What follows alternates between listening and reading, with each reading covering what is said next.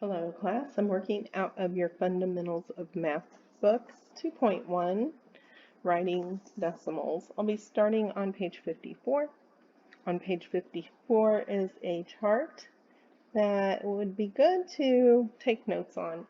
Just like you know your ones, tens, hundreds, thousands, on the left side of the decimal, you need to memorize your tenths, hundredths, thousandths, 10,000ths, 100,000ths, and millionths place behind the decimal. Notice that we add in a TH at the end of those value names, and that makes them differentiated from the other side of the decimal that we have already studied. So make a chart for those, make index cards, whatever you need to do. You'll be asked to work with different forms of a number. You know standard form. It's just the numbers you've always worked with in digit form. So if we had the standard form of this number 13 and 45 thousandths, then you just write that number in standard form as a decimal. The decimal is noted as AND, A-N-D, when you are saying or writing the decimal form of a number. And we see that 45 ends in this place value. And in our study, if you've made your note cards, we know that's tenths, hundredths, thousandths. How many of the thousandths? 45 of them. So that 45 lands right in the last place values to denote 45 thousandths. And that 5 should be right there in that place value that you're saying. It's a little tip to help you think that through as you're writing your own in your practice. Okay, there's another form that you might be asked about, and that is word form.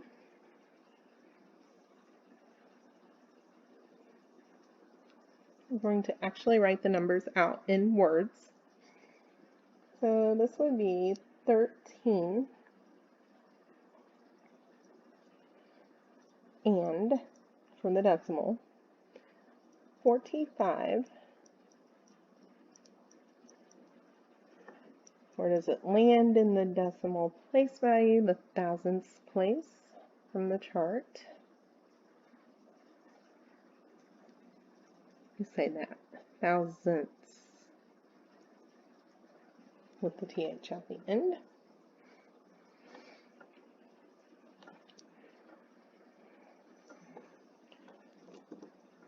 If you're asked for expanded form,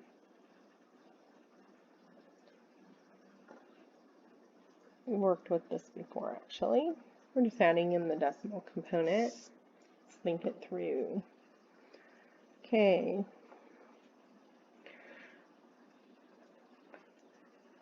There's 110. So 1 times 10. We're adding 3 ones.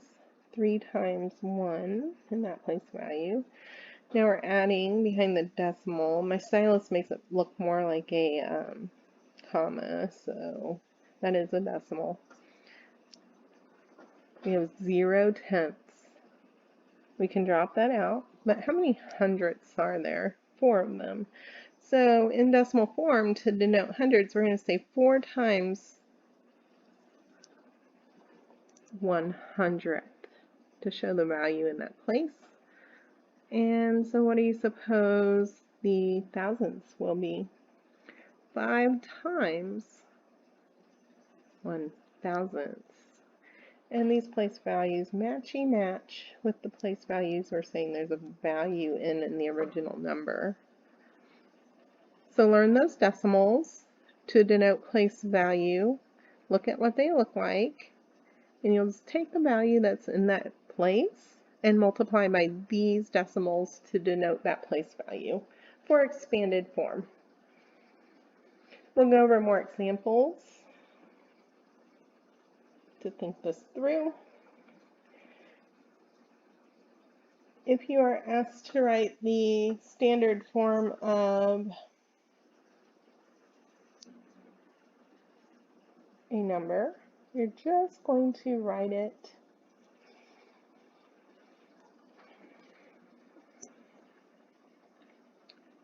as a number with digits. So the standard form of 219 and 1,063 hundred thousandths would be 219 and, with the decimal, 1,063 hundred thousandths. Okay.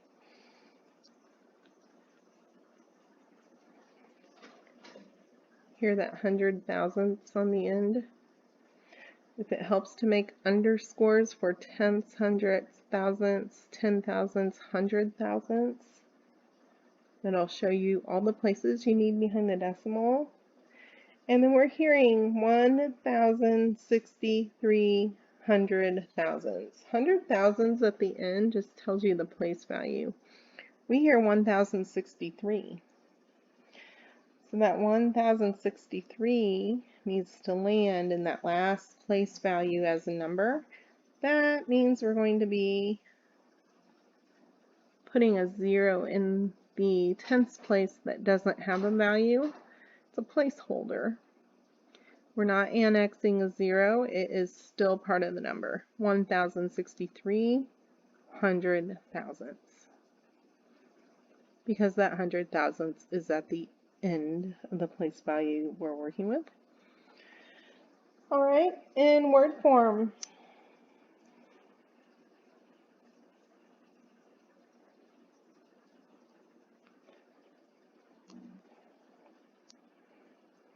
We're going to have, see if I have room for this, 219.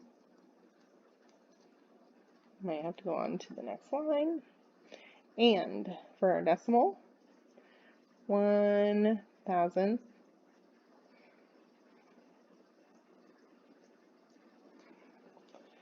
63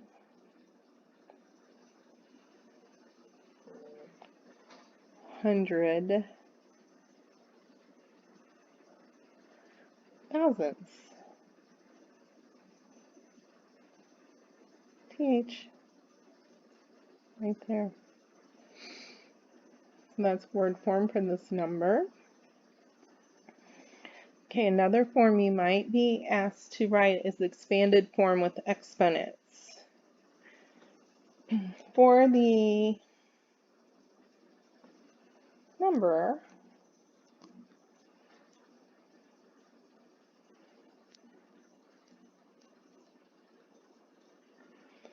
that we're working with, expanded form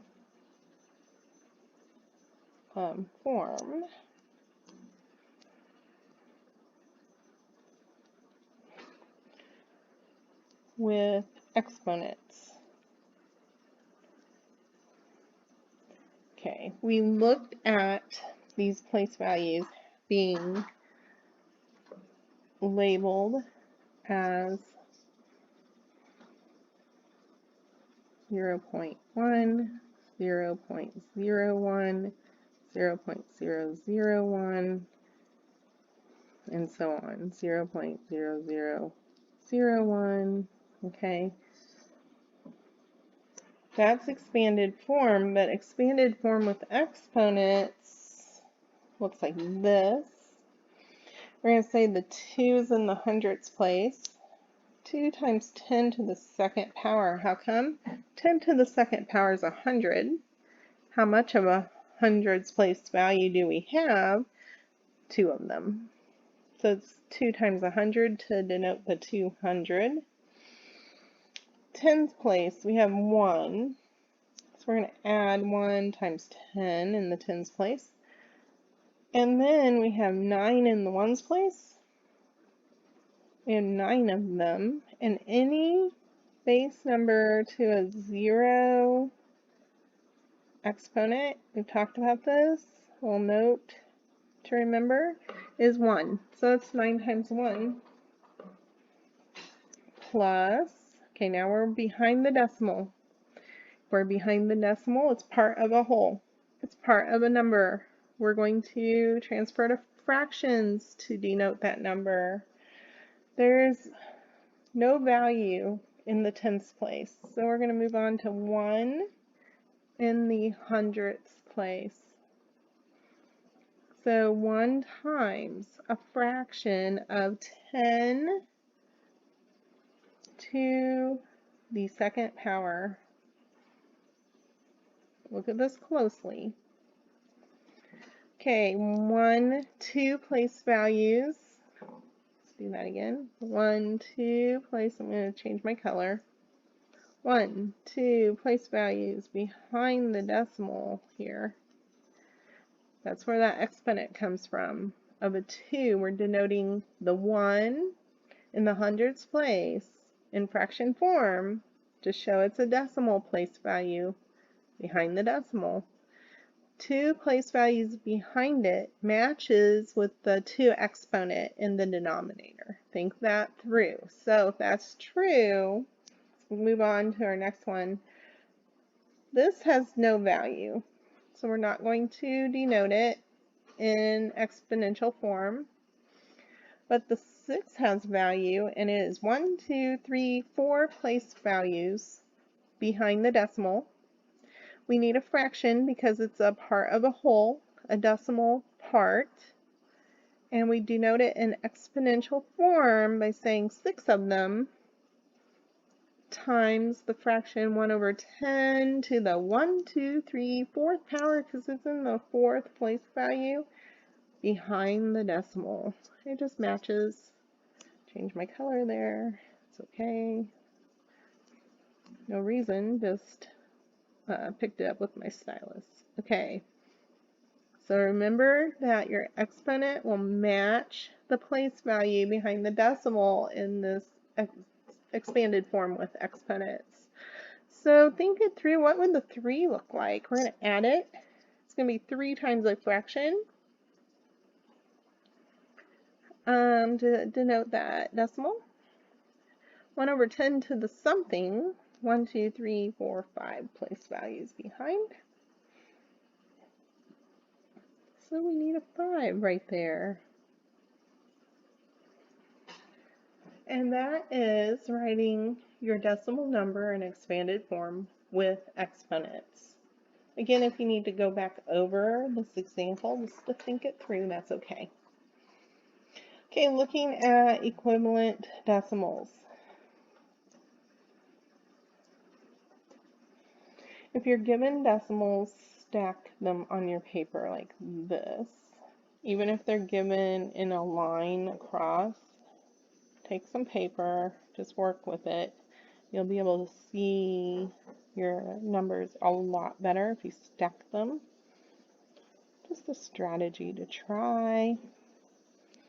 So I'm stacking the numbers that are given. And our question is, which decimals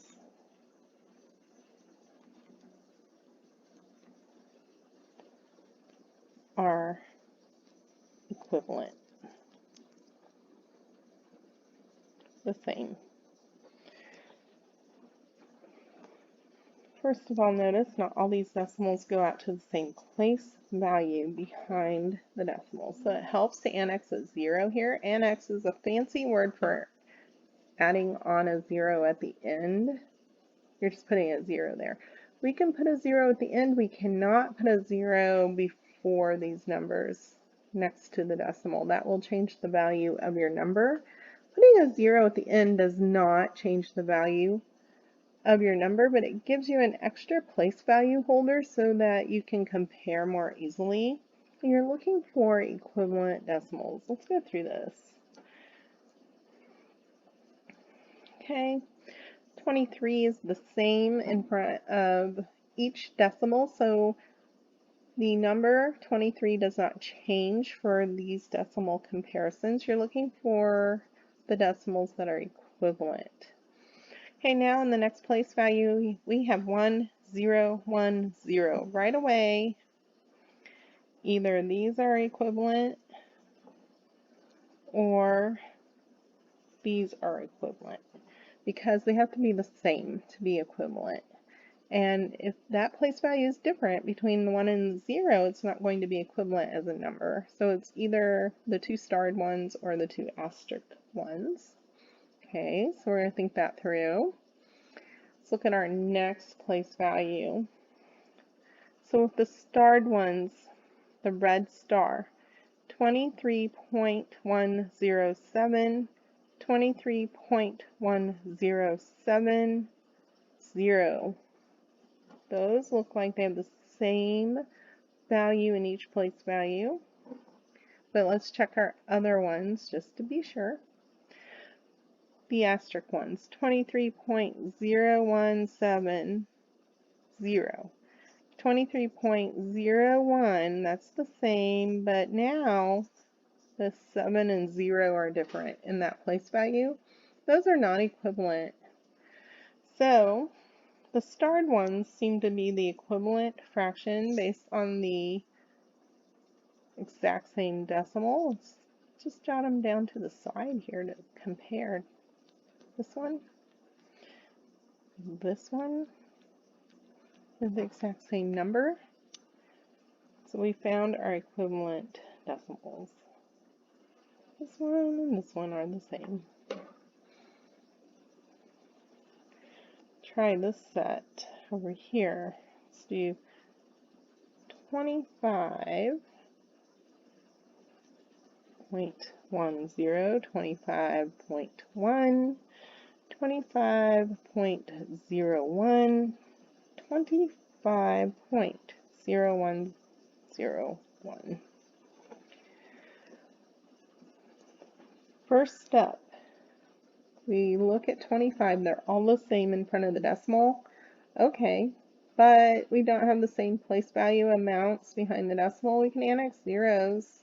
The longest number we have is tens, hundreds, thousandths, 10,000ths. So let's put every number out to the 10,000ths place to help us see it. It's okay to annex zeros at the end. Just do that. All right, right away we have 25 and 1, 25 and 1, 25 and 0, 25 and 0. So either these two are the same or these two are the same. We have to look past the tenths place to decide.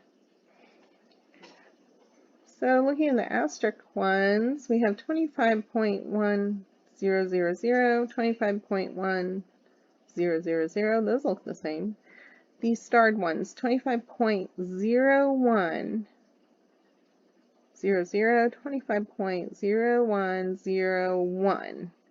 This value is not the same on those two numbers, so we find these two are the same decimal equivalent, even though they were presented to us in the purple given original numbers without the same place values behind the decimal. And then just very quickly, let's think sensibility with decimals. Okay, a pair of dress shoes.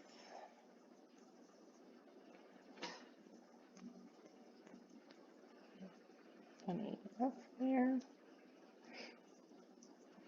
Would that be $6.50 for a brand new pair? $65 or $650 if you're fancy? What's sensible?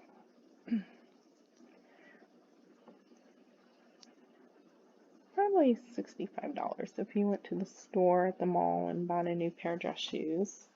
Would be the most sensible amount out of these values. Will you find them on sale? Maybe. Will you buy custom-made Italian shoes that fit you at $650? Maybe. But sensibility for a normal pair of dress shoes for a special event might be $65. What about dinner for 4? your family's going out to the restaurant, eat out for a birthday, are you going to pay 71 cents? Remember, money's always in the hundredths place for how we denote money. That's where it ends. Is it going to be $7.71 for all 4 meals, or is it going to be $77.71? Probably $77.71 when the tip and everything's included. Okay, how about a book? $12, $120, or $1,200. A regular book that you're just going to read for enjoyment is probably around $12. Can books be this much? Yes, but for your purposes right now, a sensible amount would be $12. So there's always exceptions to the rule. When you're answering the sensibility questions, think about a normal everyday event. All right, I hope this helps, and I'll see you soon.